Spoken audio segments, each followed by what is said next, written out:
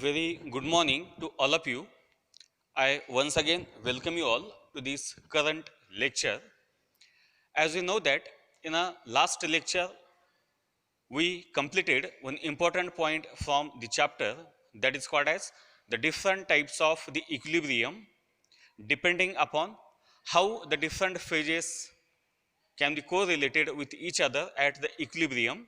So depending upon that, the phases are classified into three different types called as true equilibrium, metastable equilibrium, and the non-equilibrium. So these are three types we completed in a last lecture. Now in a current lecture, we are going to take the next point from the chapter that is called as the statement of the phase rule. How this phase rule is stated, so that we have to study in this current lecture with the help of different type of the systems. As you know that this phase rule was given by the scientist J.W. Gibbs. This phase rule was given by the scientist J.W. Gibbs. So this scientist proposed this particular phase rule. Now, as far as this phase rule is considered, this phase rule is nothing but a rule which is important in order to study the relationship between the different number of phases of a system as well as their number of components, their degrees of freedom. So they get interrelated with each other by the help of one rule, and that rule is called as the phase rule. Now we are interested to study the statement for this phase rule. So the statement for phase rule is very simple. So that statement we have to study with the help of the different type of the examples of the systems. So according to this phase rule, the statement for phase rule is provided the equilibrium between the different phases of the system. We have to consider one phenomena provided the different phases of a system is not affected. The different phases of the system is not affected by either gravitational, electrical or magnetic fields, and it is only affected by the temperature, pressure or concentration. At that situation or under that situation, the number of degrees of freedom is related to that of number of phases, number of components of a system at equilibrium by one relation, and that relation is nothing but the F is equal to C minus P plus 2. F is equal to F is equal to C minus P plus 2. So this is the very simple statement for this phase rule. So again I repeat the statement, provided that the equilibrium between the different phases of the system is not affected by, that equilibrium does not get affected by either magnetic, electrical or gravitational fields, but they get only affected by either temperature, pressure or concentration. At that situation, the number of degrees of freedom of the system at equilibrium is related to that of number of components and number of phases of the system by the relation F is equal to C minus P plus 2. So this is the statement for this phase rule. Means we have to consider the relationship between the three different properties of a particular system that are called as the degrees of freedom of a system, number of components of a system and number of phases of the system. So these are three properties can be correlated by this particular simple equation, and that is nothing but the statement for the phase rule. So this statement is nothing but this particular equation F is equal to C minus P plus 2. So phase rule is a very important as far as the calculation of degrees of freedom of a system is considered. Now after studying this statement for this phase rule, now we are interested how this phase rule is important in order to describe a particular system at the equilibrium. So for this purpose, we have to study this particular tabular data. This table consists of the different type of the information, and by using that information, we have to describe, we have to predict what type of variables we have to use for description completely the particular system at the equilibrium. So this table consists of, the first column is your regular serial number, second is called as the name of the system. We have to consider here the different type of the systems. After that, in the next column, we have to take here number of phases present at equilibrium. All these systems we have to consider at an equilibrium. So under that situation, how many different type of phases are present? So that we have to take in a column number 3. So that is a number of phases present at the equilibrium. In the next column, we have to take the next property of a particular system, that is called as the number of components. Once we know the number of phases present in a system at a equilibrium, next we are interested to find out what is the number of components of a particular system at the equilibrium. And finally, in the last column, we are interested to calculate the number of degrees of freedom and the variables. How many number of degrees of freedom is there, and what are the different variables that are necessary for description of a particular system at the equilibrium. So that we have to calculate with the help of this particular equation given by the phase rule. So this is the tabular data. So we have to study all these systems one by one. So first of all, we are going to study the first system from this table. So the first system is a definite mass of a gas enclosed in a cylinder. This is the first type of the system. Suppose we take a cylinder, and in that cylinder, if we take a definite mass of a gas, we take a definite mass of a given gas. So at that situation, we call this particular a system. Now this system, as far as this gaseous system is considered, so this system has some properties in terms of their phases, their components, and their degrees of freedom. So first of all, as far as this system is considered, and if we want to find out, or if we want to predict the number of phases present at the equilibrium, so it is very simple. As we take here a definite mass of a gas, we take here only one type of the gas, or as we know that if we take a gas or either a mixture of a gas, all these are called as a miscible with each other, and that's why under that situation we take here number of phases at the equilibrium is equal to 1. We take here number of phases of a particular system is equal to 1. After that, what is the number of component of a particular gas? As we stated here, this system consists of only one gas. So as the presence of only one gas is there, we can use only one chemical formula for describing a particular gas in a system, and that's why again its number of components is equal to 1. So number of phases is equal to 1 and number of components is again equal to 1. If we substitute now these two values in a equation given by the phase rule, then we get here the degrees of freedom as F is equal to,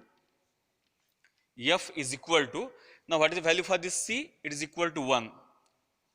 Value for C is equal to 1. Number of phases is again equal to 1 plus 2. Then is equal to.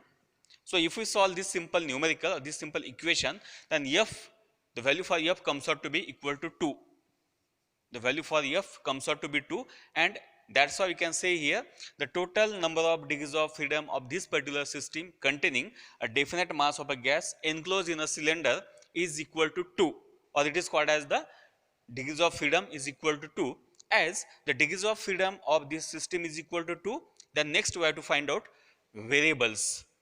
How many variables it is required?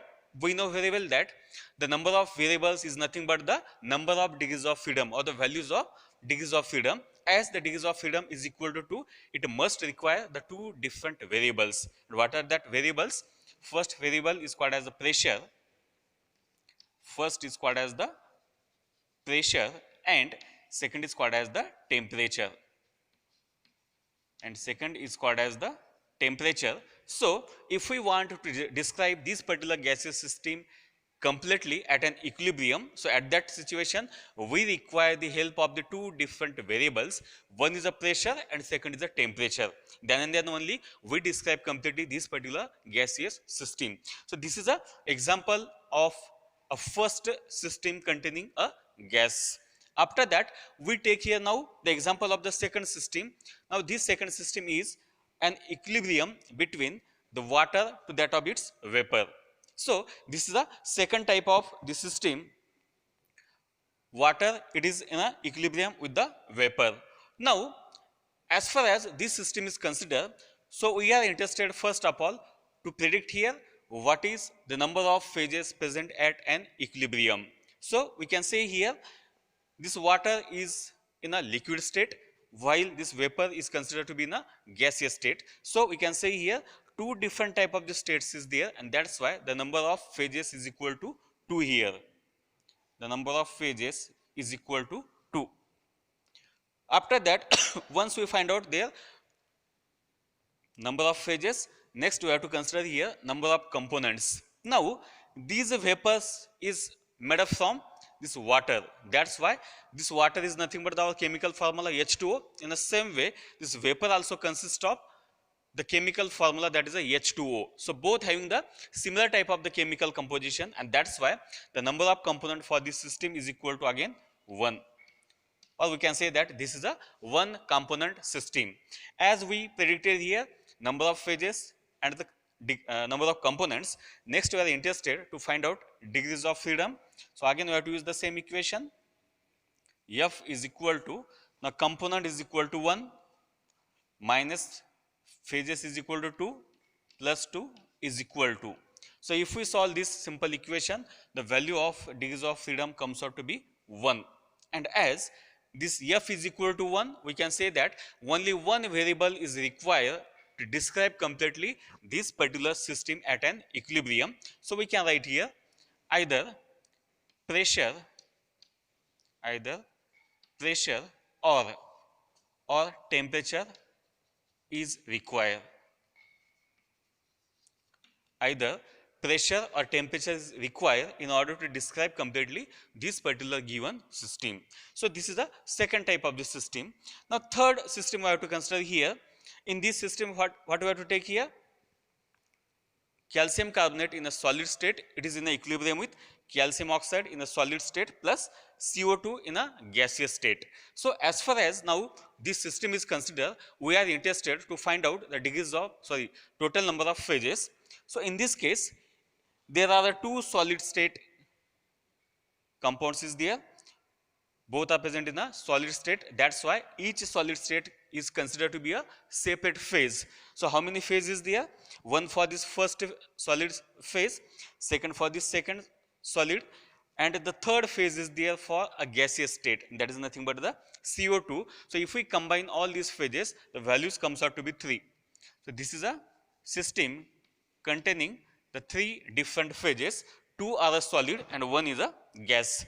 So after that, we are interested to find out the number of components. So if we look toward this particular system, what is the number of components for this system? So in order to describe completely this particular system in terms of the chemical formula, we require at least two different type of the compounds. You may take here either calcium carbonate or calcium oxide, or you may take here either calcium oxide and CO2, or either you may take here calcium carbonate and CO2. So we can say here as two different chemical formulas is required. So this is called as the two component system. This is called as the two component system. After finding these phases and component, we are interested to find out degrees of freedom. So what is the value for this F? F is equal to, component is equal to 2. So it is a 2 minus phases is equal to 3 plus 2. So if we solve this, the value of this F is comes out to be equal to 1. And so we can say that again in this case F is equal to 1. So again we can say here either pressure or temperature is required. Either pressure or temperature is required. Either pressure or temperature is required. After that, we have to study here the system number 4, a system consisting an equilibrium between ice is in equilibrium with the water and water is in equilibrium with the vapor. So if we consider this particular system, we are interested to find out the number of phases present at this particular system. So in this case, ice, water and the vapor, these are to be considered as a three different phases of water, and we know that as these three different phases of water is there, we can write here number of phases is equal to 3. Now the next column is very simple. What is the number of components of this particular system? As we know that these three phases are nothing but the made up from the H2O, and that's why this is nothing but the one component system. It is a one component system. As we find out phases and components, finally we have to calculate here F. So F is equal to 1 minus 3 plus 2. Is a F is equal to 1 minus 3 plus 2. So the final value comes out to be equal to 0. So this is called as the non-variant system. This is called as the non-variant system, as F is equal to 0. And finally, we have to consider system number 5, a system consisting of Hg in a liquid state. It is in equilibrium with the carbon tetrachloride in a liquid state. It is in equilibrium with the water in a liquid state, and it is in equilibrium with the vapor. So this is a system number 5. Now we are interested to find out the number of phases present in this particular system at an equilibrium point. So what are the different phases? Now we know that if a liquid phase is present, each liquid phase is to be considered as a separate phase. Each liquid phase is to be considered as a separate phase. So how many liquids is there? Hg liquid, CCl4 liquid and water liquid. So these are three liquid phase considered to be the three different phases. In addition to this, a vapor is there. So again vapor is considered to be a next phase. So 3 liquid plus 1 vapor, that is a gaseous phase. So total phases is equal to 4. Total phases for this system is equal to 4. Now this phases is equal to 4. Now if we want to find out the number of components of this particular system, then how to predict the number of components? So as if we look toward this particular system, it consists of a different chemical formula. One is a mercury, second is a carbon tetrachloride, and third is called as a water. So we can say here, in order to predict completely this particular system in terms of the chemical formula, we require here three different chemical species or chemical formulas, and that's why the number of components for this system is equal to 3 here. Number of components is equal to 3. So phases is equal to 4, components is equal to 3. If we substitute all these values in the given equation, so F is equal to here 3 minus 4 plus 2, it is equal to 1. It is equal to 1. So as F is equal to 1, so again we can write here either temperature or pressure is required. Either temperature or pressure is required in order to describe completely a particular system in a equilibrium. So this table consists of a different examples of a system at an equilibrium and their different data in terms of their degrees of freedom, number of phases, number of components, number of degrees of freedom and their respective variables. So in a current lecture, we studied here the statement for phase rule. Before that, we studied here this phase rule is nothing but a rule which is proposed by the scientist J.W. Gibbs, and it gives the relationship between the different parameters present in a system at an equilibrium. So if we want to study its statement, so what is it? So according to the Gibbs phase rule, its statement is provided the equilibrium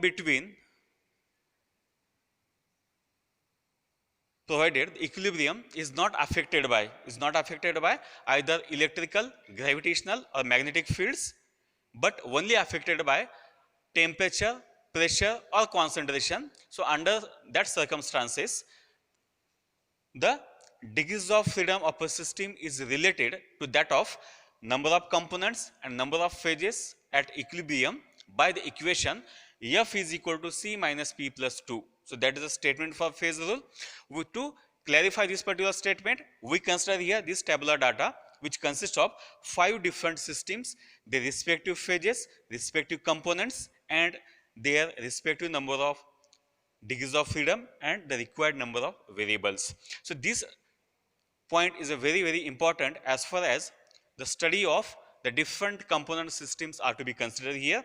If we understand this particular part, it is very simple for us to study the upcoming points, that is a different types of component system. So that point is very easy if we understand completely these particular concepts from this tabular data. So with this, today I stop here. Remaining points we will study in a next lecture. So with that, I stop here. Thank you so much.